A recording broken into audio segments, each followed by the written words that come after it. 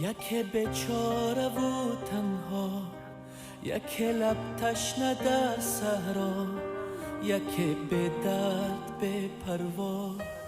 عجب دنیاست این دنیا، یکی چون ماهی در شست، یکی به پول یکی پول مست، یکی به پا یکی به دست. عجب دنیاست این دنیا.